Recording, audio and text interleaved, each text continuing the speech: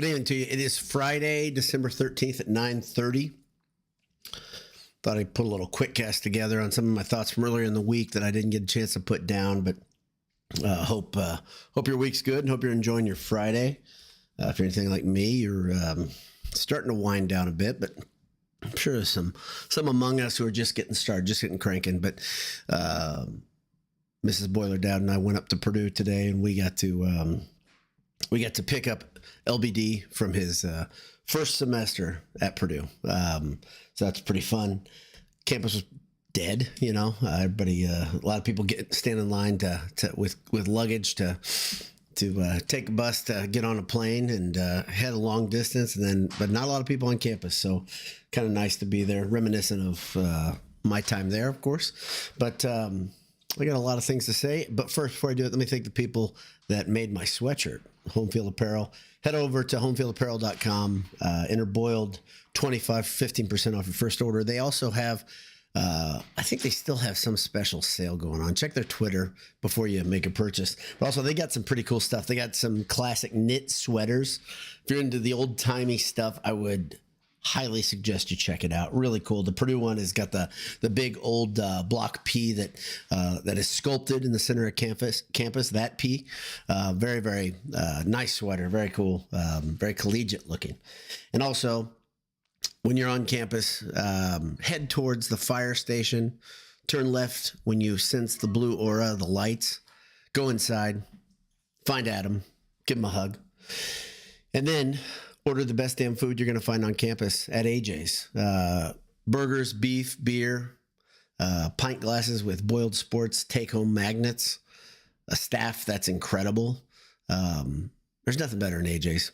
EatAJ's.com. So what I wanted to do is I wanted to talk a little bit about you heard Handsome Hour. I think it's the last time I saw you guys on Monday, but I really didn't talk on Tuesday after I don't think I did. I don't think I talked after the presser, but I wanted to talk about that and address some of it. Jay had been on Twitter. You can tell, maybe you can't tell, but Jay's been running a little bit of the Twitter stuff on there, and he put a poll out there talking about Coach Odom. And I can tell you where Jay and I stand specifically on this, because we've talked quite a bit.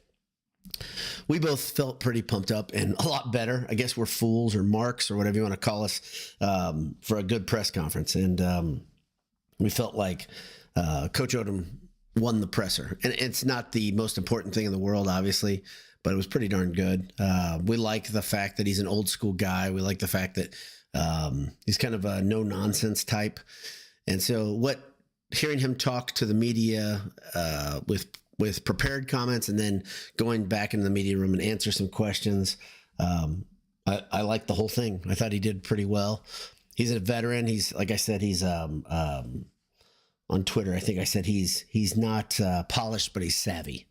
I think that's the best way I'd look at him. He said some things that were hyperbole. There's no doubt about it. He was trying to pull some loyalty, and I think he did a good job. Suckers like me bought in.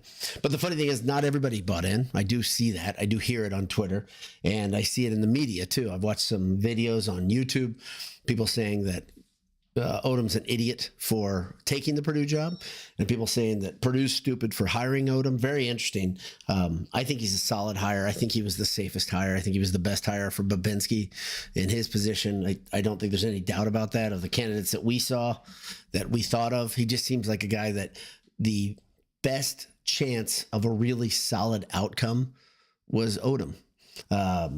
Is his ceiling as high as some of the other guys that we really like? No. Is his floor as low as some other guys? No. Is his record? Here's the thing that's really interesting. And I know people spout off in comments of different outlets, whether it's Instagram or Twitter, but people saying things that don't make any sense about, there's no change here from the last coach. That it's a ridiculous thought. This is from the exponent this year. LBD hands me this.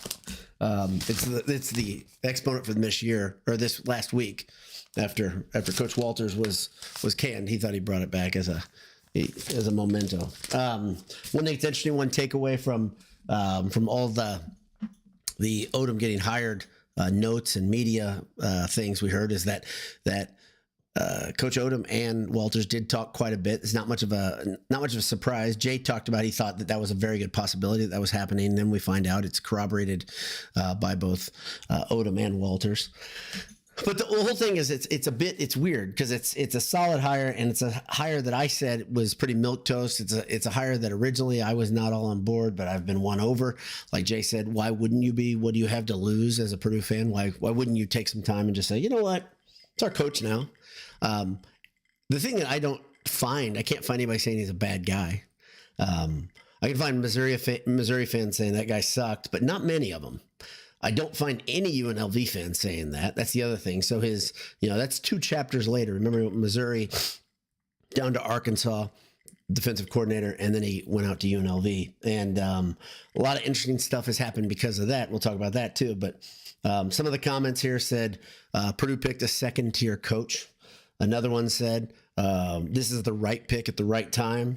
Another person said mediocre coach. And then another one still said that's a steady, confident coach. A guy, in fact, I saw one media outlet, I think it was out west, said Odom oozes confidence as he's announced at Purdue. So it's kind of all over the place. I don't know if he oozed confidence. That's the thing. It's funny about it. I think he's a guy he stumbled a little bit on his words because he's not the most comfortable speaker, especially at a new place. But I think he's a pretty good hire. I'm reading in the comments right now. I think he's a very stable hire. Okay. So some interesting things that have happened since Tuesday is, number one, you got 4 UNLV players now have come over. 4 recruits that were going to go to UNLV are now coming to Purdue. 2 of those are really noteworthy because of the offer sheet that they had. Nobody's ranked super high, and nobody in Purdue's signing class right now is ranked super high. But I would encourage you, if you have a chance, go look at On3 and check out the offer sheet from some of the guys. Not only that core of 6 guys, remember 6 players decided to sign with Purdue without a coach. Odom had not been signed, and those guys, for one reason or another, decided to come on. And there are a couple on there. There's a linebacker on there that has an incredible offer sheet. He has offers from Oregon and other places. Purdue got him, and I'm super excited they did.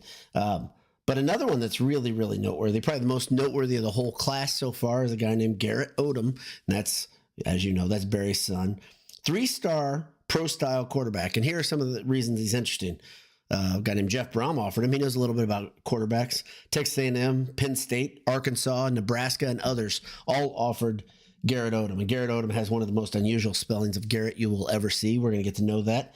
Another thing that I've learned, if you want to get deep about history and things like that, Barry Odom's brother Brad was the director of player relations at UNLV. So maybe we have shades of the Brom dynasty or the Brom cabal or whatever some people want to call it.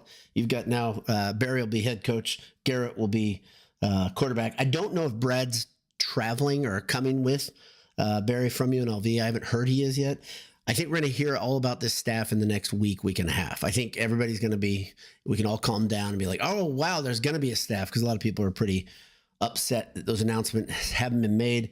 And he explained the reason that's happened. He's got a lot of guys on his radar that are going to Bulls, including the UNLV coaches, right? A lot of those guys stayed back to hold down the fort. His wide receiver coach is the head coach, for instance.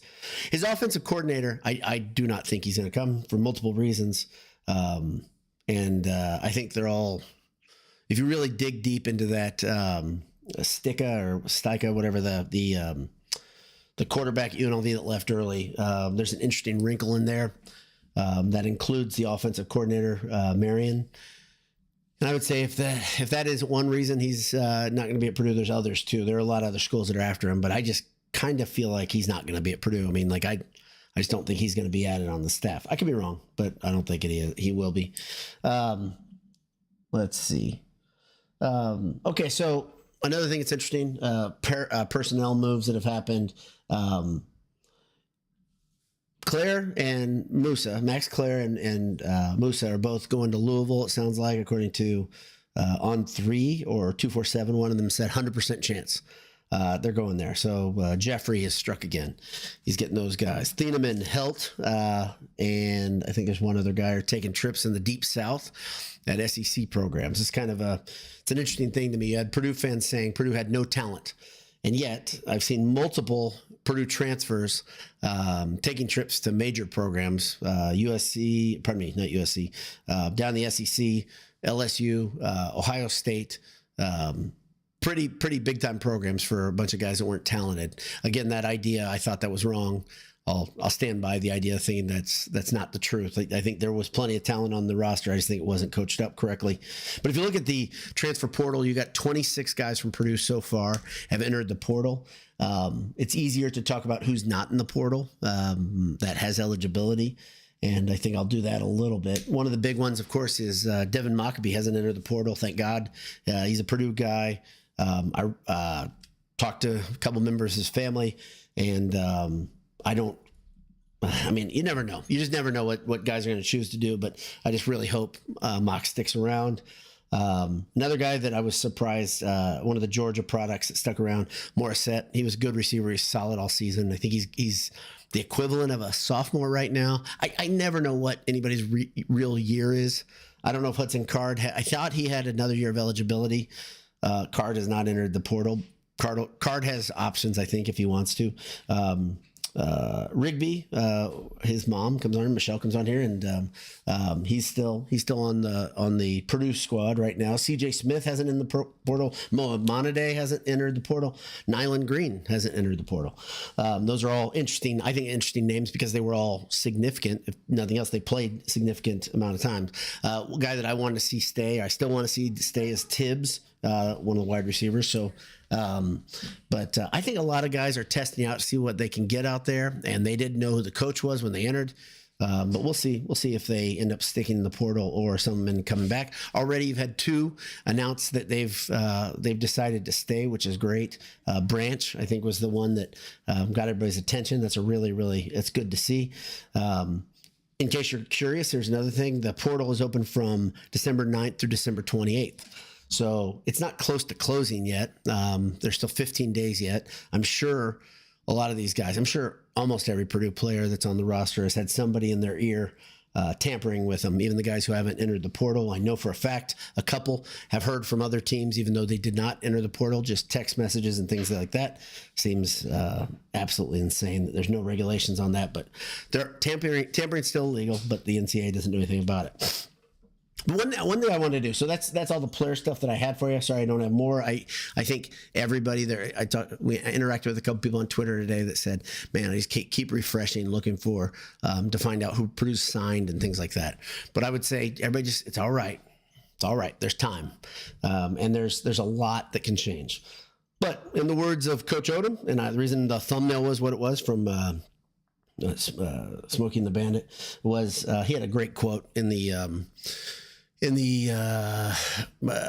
media event. He said, "We got a long way to go and a short time to get there." If you don't know that, that's quoting the Eastbound and Down song from Smoking the Bandit, and I thought that was pretty fun.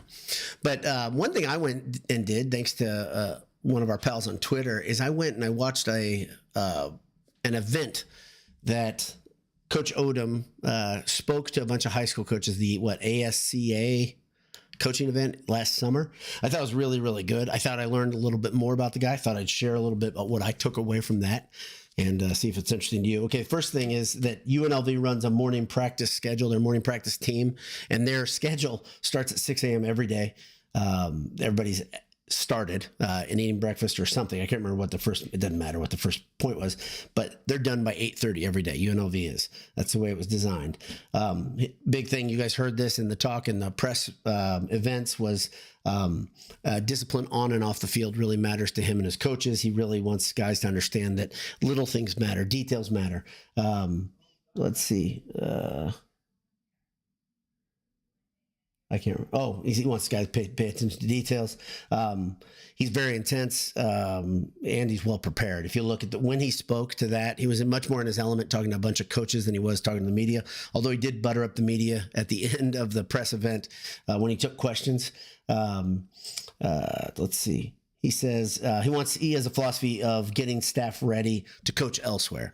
So his whole thing is he wants to create future leaders and head coaches, and I think his record shows that.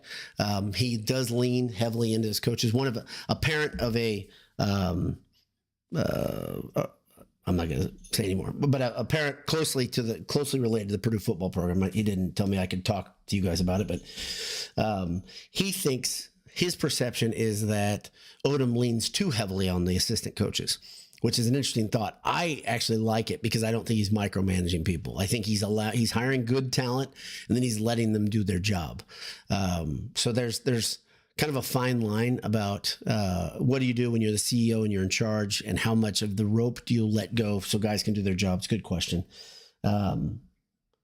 He's a very, very specific, detailed way of assessing and vetting recruits. He went through it in this coaching thing. It's very specific, and it talks about what type of guy these guys are. And it reminded me a little bit of Matt Painter talking about, I want a guy who's basketball is absolutely important. He's a gym rat. He wants to be at Purdue because he wants to study, that sort of thing, that sort of system that Painter has figured out. Odom also has figured out his way. So that was a good thing. He also said in practice, he will yell at guys to get their attention, but he doesn't like beating them up. So the quote I thought was really good that I took away from it was, we coaches, he was talking to other coaches, should be demanding without being demeaning. I thought that was good. And the final thing I want to end this on before talking to you guys about your comments about what you've seen, what you've heard, and what you think is he doesn't consider the Purdue job a rebuild. He wants to win right away. The thing that I would say, the counter to that, and this is legit, is it's all going to depend upon a couple things. One, is he going to get the players back into the team who have already been here? Because that chemistry among the guys who have been in the program for a year or two already, that really matters. And the other thing is, which coaches does he bring in right away? How experienced is that offensive coordinator? Does he bring his defensive coordinator from UNLV, which it sounds like he might? All that stuff matters, right? Because it's a team, and there's a lot of threads that got to bind these guys together. So we'll see. Thanks to everybody who's tuning in live. Let me open up to you guys. Zach Welch says, lovely Friday surprise, boiler up, happy Christmas. Yeah, Merry Christmas to you, Zach. It was something I wanted to do earlier in the week, and I let 2 days go by because I had some other things I had to get to personally that didn't allow it. So, but I wanted to do it before the game tomorrow. Purdue tips off versus Texas A&M in Indianapolis at noon. I'm actually going to see if there's a cheap ticket.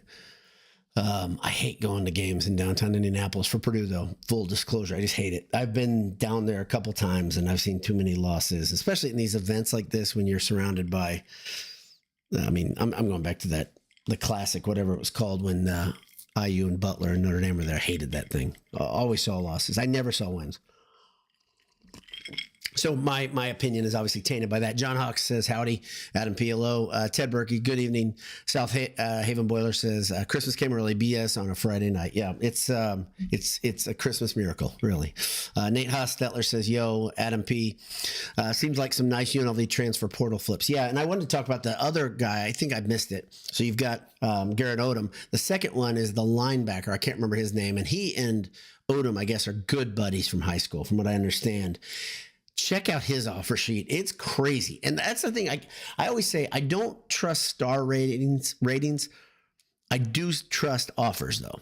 I think when a team gives an offer, especially a well-established program, when they offer a kid, that's worth something. It's worth a lot more than a magazine putting an amount of stars or a number next to a kid.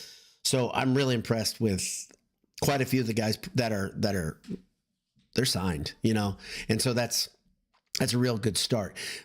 I was listening to Deion Sanders talk at a presser the other day, and he said, how many true freshmen do you expect to play in best case scenario on any given year? And he said, what? 4 or 5. 4 or 5 freshmen will play. And I think that's pretty accurate. He said, but I don't recruit anybody for sophomore year, junior year, after the red shirt, whatever. He goes, I recruit them to play now. And so when they come in, it's really an open tryout. I want to see if any of these guys are ready. And turns out some of them are not. Maybe they're not big enough, not strong enough, not fast enough, whatever. Maybe they can't get the playbook, whatever the case is. But he said he never recruits guys to think, wow, he'll be great in 2 years. I don't know if that's the truth about an offensive lineman, specifically that position. Not a lot of guys can come in as freshmen and play. But it was an interesting thought, right? If you think about, some guys come in, he said the hard thing is now guys come in, 4 or 5 of them make impact, they stick around, and then everybody else enters the portal because they say they weren't given a fair shake. And he's like, that's not true. You were given a fair shake. You weren't ready. And they may be ready sophomore year. And so somebody else may reap the benefit of all that time that they poured into that kid. It's an interesting thought. I hadn't thought about it, but maybe you just are where I am with Deion Sanders. You don't believe anything he says because he's kind of just a salesman. So I can understand that too. Jay Westfall says stabilizer. Most often I left there unstable. What are you talking about? Are you talking about UNLV? Are you talking about Las Vegas? It must be. Yeah, Adam P says, seems like some nice flips. Yep. Let's go. Pat, I'm sorry. I screwed that up. Pat Gottschall says, burgers, beef, beer, and Barry. That's AJ's. I guarantee you Adam wants to have Barry and his family into AJ's. And Barry, if you're watching, which I'm sure he is, and his family's watching, it's what they're doing on a Friday night, go to AJ's, man. You're going to love it. People are so nice at AJ's, so cozy in there. John Huck says, I'm warming up on him. And that's, I think you're not alone, John. It's definitely how I feel. Definitely warmer and warmer. I feel good about it. I'm past just warming up. And we had a good discussion with a couple people on Twitter about how do you feel? Where do you stand on this? That sort of thing. And Jason, specifically, one of the people, I think he's in love now, and I think Jay Money might be a little bit smitten at this point too. I'm definitely happy with the hire, and I wasn't at first blush. So maybe I'm just an easy. I'm a Mark, like I said. I'll admit it. Mark Garrity says his remarks to the media at the end of the press conference really was positive to me. Seemed really genuine, and like he's going to be a good guy to have running the program. Yeah, really savvy, though. I mean, like, he was buttering them up, telling them how important they are to telling his story, telling the program story. So, yeah, it was a really smart move. And, yeah, I agree. John Hawk says cautious optimism. So maybe you're backing up. Warming up to him, cautious optimism. I'd say it's okay. I think it's fine. I know Karen, she's here. She's going to say something. Yeah. So Karen's still, she's holding the line. She says, good guy doesn't make a good coach always. Well, Karen, here's what we know about the guy. You know that he was, just above 500 in the SEC, and he had a horrible first season. It's a pretty good start. It's an okay start. I don't think many people would hire a guy after getting fired, going 6-6 his last season at Missouri. Like I said in that Handsome Hour, though, his 2 years at UNLV were really good. His organization was good. The team had a strong identity from the jump. They were organized. They had a good identity. I can understand people being skeptical, but I also would say, I mean, you kind of hold on to that. It's like almost like a grudge, I'd say, because you hold on to it at your own. It costs you more than anybody else, right? I don't know if it's I'm not gonna get into psychology, Karen. You do what you want, do whatever you want to do. But the psychology of just saying I'm gonna remain skeptical here. He's here. He's our coach. When I say the fan base, this is who you're going to go, either going to buy tickets or you're not based on this situation, but it's okay to be cautious. I think, are you not going to get tickets because of this hire? I'd be surprised about that. I mean, I just don't get that, because there are people that said they were still going to come back and get tickets anyway with Walters. If he came back, I was off. I was not going to do it. I couldn't do it in good conscience, but I think this is a really good move forward. Are they going to be great? No. Here's what I think, based on what I know right now. Okay, so just the players that are here right now, the ones we know that are here, which is not many. I think we're going to know. I think a lot of those guys that are in the portal are going to come back. I think you're going to have more than half come back. I think 1 or 2 of those guys might shock us that come back. But like Cole Brevard is a guy that's in the portal that I saw that. And I'm like, please don't leave Cole. Like, that's a guy that I love, Cole Brevard. I just like interacting with him on social media. I think he's a nice, interesting guy. I think he's a great player. He was an anchor to that run defense last year. He was rock solid. He seems like a good teammate. That's a guy that I really want to stick around in black and gold. I hope he does. There's a lot of guys like that, but Cole Brevard specifically, I don't get the idea he's a guy chasing, the NIL money, but NIL can change everything. Don't get me wrong. If my son was offered $500,000 and he could go to another place and do the same thing he's doing, but then he could come back and finish his degree, I'd have a hard time not saying, you're going to have money in your pocket. You can come back and do that part later. At least take it seriously. And I think a lot of those guys are doing that, and that's okay. That's fine. I get it. Especially in the tumult they just dealt with. I mean, it was a shit show. So, let's see. Ted Briggs says, still need to see the staff, but he's growing on me. Media said UNLV is a better job than Purdue. Yeah, media is asinine. And Purdue is the worst power conference job. It's insane. Purdue might have been the worst power conference team. But to say Purdue is the worst power conference job is dumb. To say Purdue is a worse job than UNLV is really dumb. And you don't even have to go very far. Talk to UNLV fans. They get it. The smart ones that have come and checked in, we've had a couple check in, leave comments. I feel awful for them. We'll be real honest, because they're like, now we're going to slide back into obscurity. Well, I think they hired he was on my list. Dan Mullen was on my list. That's a great grab by UNLV. The problem that I have with Mullen is he has to go build a coaching staff now out of an older Rolodex. And I can tell you, as a guy who's restarting as a contractor in my industry, the Rolodex changes. Like getting out of the business for 5 years or however many I've been out of that, I wasn't a contract for a while. I went in-house. It's harder.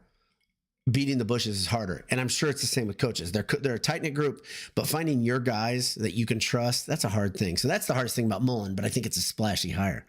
A lot of interesting hires, right? We saw Rodriguez going back to West Virginia. Of course, Belichick going to North Carolina was absolutely shocking. Scott Frost going back to Central Florida. I think Purdue did pretty damn well in this season. Pretty well. They didn't go, this is not a retread by any means. It's surely not a retread for Purdue. There were some Purdue fans that wanted a guy who was an ex-Purdue coach back here. I didn't really agree with it for a couple reasons, but I'm not going to get into it because we don't have to worry about it. But John Hawk says, it's simple. We have got to spend money or it's all for naught. I agree with that. And I think that Mung Chang's comments were excellent, saying that Purdue's going to make the biggest investment in football they've ever made. That was very good to hear that. Very, very good for me to hear that. And he talked specifically about the trustees being on board, but we don't really know until we see the budgets. We don't really know until we see how much they're going to spend on the coach, on the staff behind Odom. We see that he's going to make $6.5 million. It's good money. It's competitive. I don't think it's ridiculous. I know a lot of Purdue fans were shocked at that number. I was not.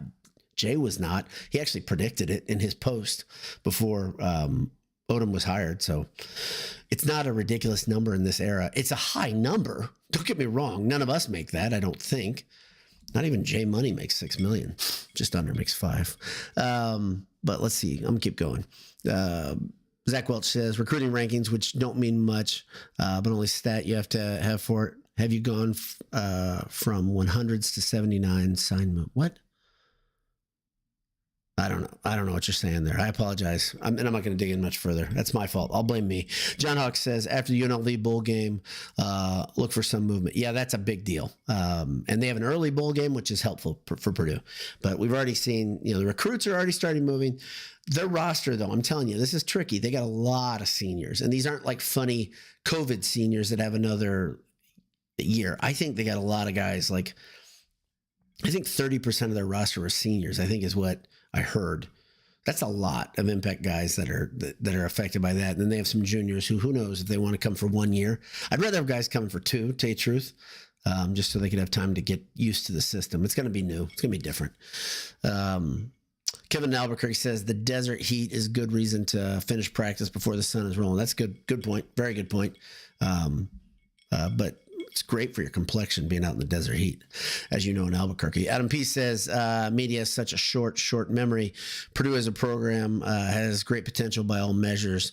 Sure, we had an abominable year, but as the whole, the Purdue brand is pretty solid. I think solid is a good word. The funny thing is, in the presser, he used the term elite. Purdue is an elite program. I think for Purdue to be considered elite, you'd have to have a lot of things change. You have to do a lot to get to elite.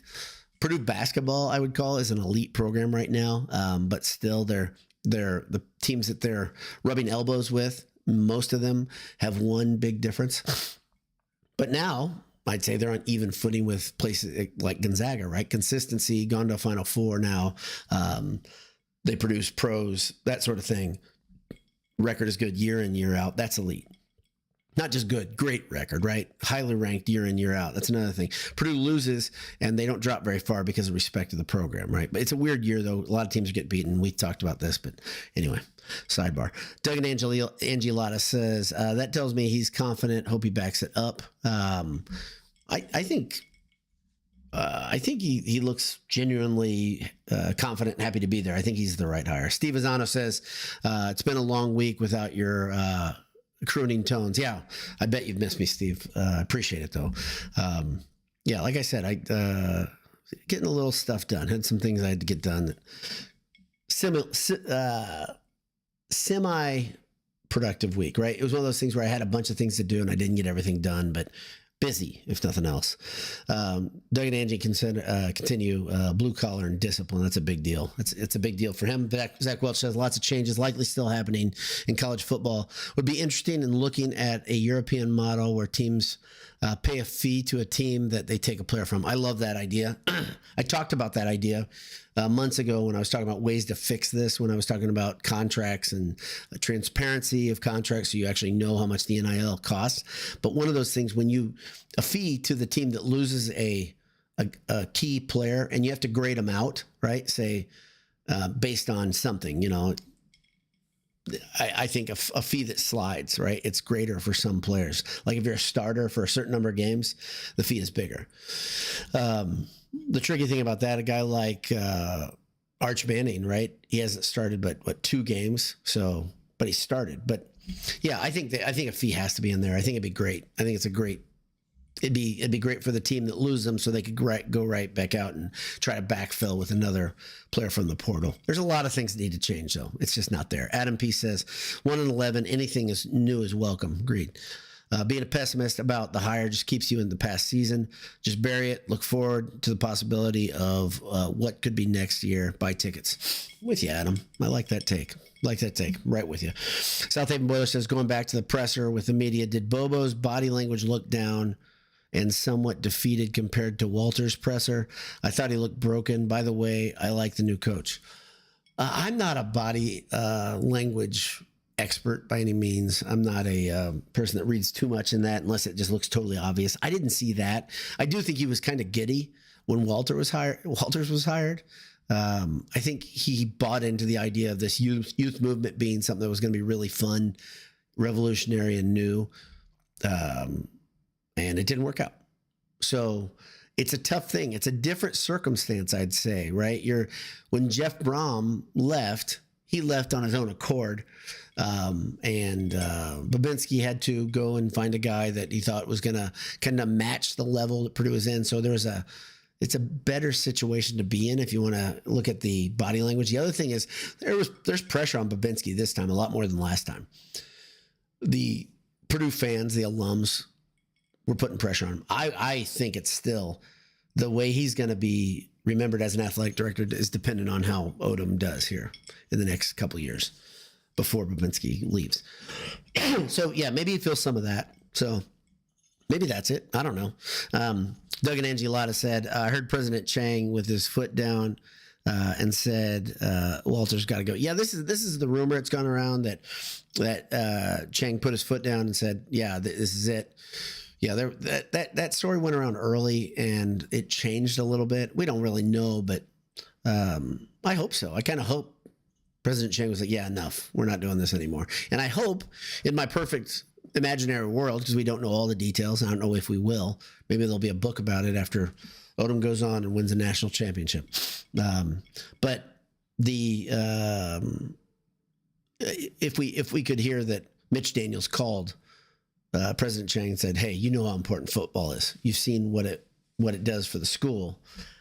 Something's got to change, right? That's what I hope. That's my wish. And I don't know. I don't know anything. Karen Grulock says, no, I always support the team. I know that, Karen. And Purdue with tickets and donations. That's great. Always faithful, ever true. So Karen's better than me in that she was going to keep buying tickets. I was not. And my idea, Karen, was to not buy tickets to send the message because it seemed like they weren't getting the message. That's what it felt like. Those weeks of the leak being put out there, the balloons being put out there of what they thought, oh, Walter's going to come back, all new revamped staff. That sounded awful to me. And I was like, they're not kidding, because they've now leaked this twice, 2 different week periods that separated by 2 weeks. And I was like, something's got to be, if they're not going to do this, if they're not going to change, they're not going to care, then I'm not going to get tickets again. So that was my thought, Karen. You're better than me, like I said. Nate Dolan says, nice Smokey and the Bandit thumbnail. Yeah, it's Jay and I found a site that helps us replace people's faces with relative ease. So you got to find the right picture, the right angle, and then you've got the right host, and it works out really well. So yeah, I like it a lot. And there he is. Speaking of Jay Money, he says, I hear you talking about my income. Yeah, I mean, it's just estimates, Jay. I mean, it's not that I don't know. It just, all the gold chains are a bit much. You guys don't see it when he's on the Handsome Hour, but a lot of, and it's not like, this is novelty stuff. It's not Mr. T gold. This is real gold. This is not plated. Adam P says, Anisha's Twitter comment the other day regarding Power 4 coaching hires was spot on. Purdue was the most sane hire. I agree. But aside from Purdue, is Belichick trying to out Dion Demon with such a spectacle hire? I think that North Carolina and their trustees painted themselves in the corner because they wanted everybody to understand that they were big time and they were going to go after a big name. And so they interviewed some big names. They talked to some big names, but they had their heart set on one specifically. He dragged his feet a little bit. Then they gave some pretty weird terms, right? If you look at that contract, it's weird. It's lucrative. So he's got really $10 million for 3 seasons guaranteed, $10 million a year guaranteed. With the buyout, what do we say? The buyout goes down to $1 million in the summer of after his second season, or before his second season. So, or maybe it's this summer. It's really weird. Regardless, it's a really oddly written contract. Why would they do that? Someone asked the question, why would North Carolina sign that? Because they were desperate. That's it. So, yeah, but look at those hires. I agree. I think Purdue got a very good hire. It's not, there's sometimes where you see coaching moves and you're like, okay, this makes sense. Chadwell goes another coaching carousel season without getting a job. We're all shocked at that because we thought this is the guy. I don't understand why North Carolina wouldn't hire him other than the lack of big name. But damn, that guy would have been a great fit in Carolina Blue, in my opinion. And I thought we weren't going to get him because of that. And then, he released that thing, says he can't go right now because he's got a cold or something. Zach Welch says, looking like tickets can be had for $25 for tomorrow's game, just FYI. I'm going to check that out. Thanks, Zach. Right when I get off, I'll check that out. I got to find a dance partner, too. It's the other thing. Hopefully, maybe LBD would go. Matt Keller says, looks like from the transfer portal and recruiting, we have like 4 QBs, lots of competition. Let's see. You've got Brown is leaving. Davila is in the portal. So I don't know. You've got, can't remember. He's seen the field. 3rd string quarterback. Bennett. Is it Meredith Bennett?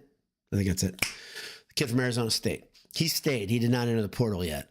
And he's seen time on the field. Last season he did. So you've got Bennett. You've got Garrett Odom. And I don't know the other 2. So excuse me for not knowing the deep dive of the depth chart for the quarterbacks. But I'm almost positive Card's gone. I would love it if Card had eligibility and he could stay. I really would. Because if you're anything like Jay, you think, man, that guy was better than we saw. I agree with that. But I really don't understand who's eligible, who's not, why some guys get the extended dance mix of a career. I don't know if you've seen this, what's his name at Utah? He's like 9 years out of high school, literally. And they gave him another year of eligibility because of injury. But he's been out. It's incredible. He's in, his classmates have been playing in the NFL for 5 years. No joke. Riser from Utah. And they gave him another year of eligibility. He may come back. And literally that'll be like his 7th year of eligibility at Utah. And I think he started his career 2 other places. It's crazy. The NCAA is nuts. And the rules are fast and loose. So South Haven Boiler says, we hear your ice clinking and J Money's chain clinking. Yeah, you can always hear his chains clinking. It's not just chains, it's large medallions with lots of ice, like the ice in my glass. Not melting like mine, though. Thank you for pointing that out. And I can hear it, too. It gets a little annoying. Don Reed says, was there a player kicked out of Odom's first team meeting? I haven't heard that. I haven't heard that rumor. I did hear that he said right away he wanted people to say, yes, sir. And they looked like they fell into line. And maybe somebody else knows something about that rumor. I haven't heard it. And even if I had heard it, I don't know if I'd talk about it. It's because I don't know if I know enough. So if there was somebody kicked out of the first meeting, maybe it's a guy that's like, yeah, I don't want to be here anyway. I'm going to the portal. But there are a lot of guys that came to that meeting. I was surprised it came, honestly. So it seems like some of those guys, I think Karloftis was at the meeting and he entered the portal. That's a guy that I'd be shocked if he transferred out of Purdue. I just would. He's got, one more year of eligibility, although he went through senior day. I believe that's true. Thieneman would shock me, but he's going to have over $500,000 offered to him. Well over, probably.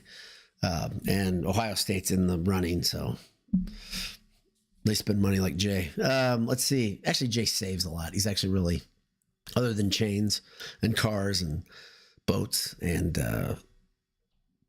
junkets, everything else is savings. But you can do that when you have that much. Sroom says, Cam Rising, yep. He started at Texas.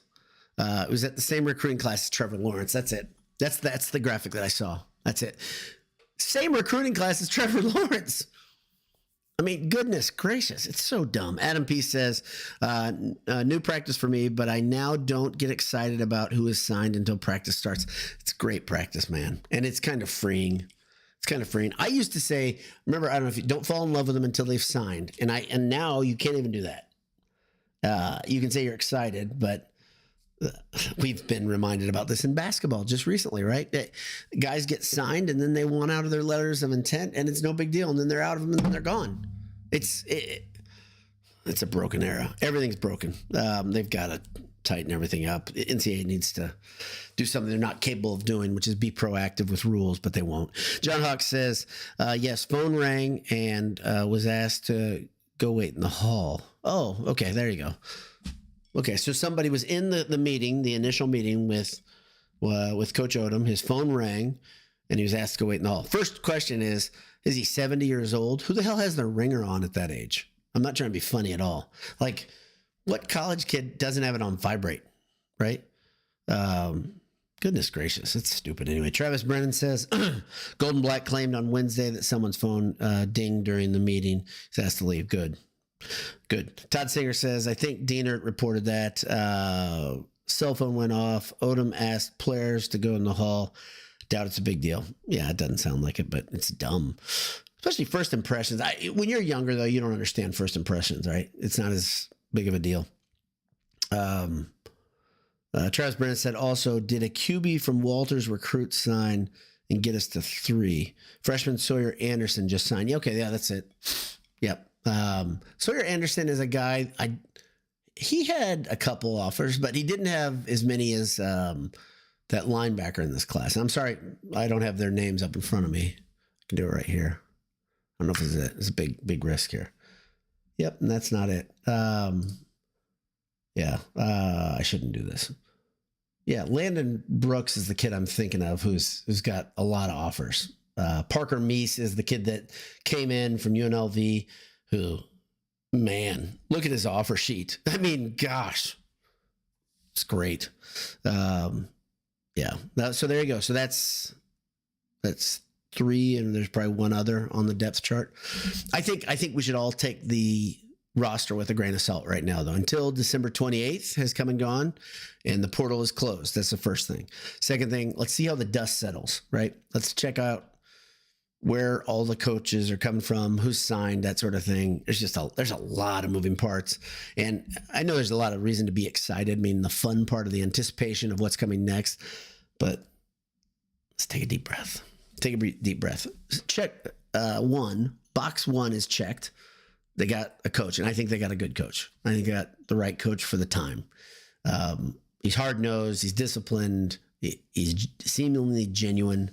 I like all that. That's very, very good. Step 2, I think everybody said, including me, I want to see his staff. I want to see who he brings over, specifically his OC. It's not going to be Marion. Like I said, I don't think there's any way it's going to be Marion. It'd be great if it was, but I think there's multiple reasons it's not going to be Marion. So who does he get? And his hires have been very good. Offensive coordinator. You've got Heupel, who's now at Tennessee, and then you had Dooley, who was was he a former Tennessee coach at that point? I think he was. So very interesting there. The industry's tiny. And then he goes over to UNLV and he gets Marion, who's going to be a young gun, who's got his own system that he's invented, the go-go offense. So pretty good hires at OC. Good record. This is the thing that all these people talking about. It's the exact same situation as Walters. It is nothing like the Walters situation. That shows, if you say something like that on social media, people are right to roast you. You are going to get cooked and you deserve it because it shows you don't know anything that you're talking about. Not that you don't know anything. You're just speaking out of turn. So, and that's about it. Let's see. It's too long to be called a QuickCast, but still it's in the title. It's already a done deal. Thanks to everybody for tuning in live. Really appreciate it. Tomorrow I'll have a post game after the Texas A&M game. Another tough test for your basketball Boilermakers. Lady Boilermakers lost in Louisville. Was that last night versus a buzzsaw of Louisville. That was a great team. They look good. And Raven Colvin's career is over. That stinks. I think there's another senior. I don't know enough about volleyball, sorry. But I did watch that entire match because it was on. And I thought in the second match? I don't know what they call it. See, that's the thing. I don't even know what I thought Purdue was going to rally a little bit, and then Louisville just pushed back. Every time Purdue would get close, they'd push back, and they were very good. They were very good. And they just rolled through Purdue. Very motivated team. As Coach Katie said, it's not who you play, it's when you play them. So Raven got drafted by a team up in Michigan, right, Zach? I think that's right. So you guys, yeah, she's going to go pro. I don't know how lucrative that is, honestly, playing professional volleyball. And I'm sure there's divisions too. She's good though, man. She plays mean too at times. At times she plays a little more mean than Miles, if we're being honest. So, but she's also confident. She's been there a while. Grand Rapids Rise. There you go. So there you go. Nice job, Matt. I knew it was up in Michigan. So that's about it. Thanks to everybody for tuning in. Good conversation as always. Good seeing everybody. Yeah. By the way, Zach says Purdue's defense last night in volleyball was the worst they played all year. Bad night to have the worst defensive performance. Didn't Louisville top 8 class coming in? That's awesome. But didn't Louisville kind of make them look bad? I mean, it looked to me like, Louisville had hitters, man. They were huge. And I like watching volleyball. I know nothing about it. I'm just going to be totally transparent. I love Coach Shondell. I love the culture of that volleyball team. I just don't know enough. So, Acoldi says going to be in Indy tomorrow and next week in Birmingham. Whoa. Awesome. Putting some mileage on the family truckster. That's very, very good. Probably flying, but still, it's more fun for me to envision you in a large station wagon traveling south to Birmingham. That's it. So thanks to everybody for tuning in. We'll see you tomorrow after the Texas A&M game. I appreciate the conversation. Hammer down. Talk to you soon. God bless you.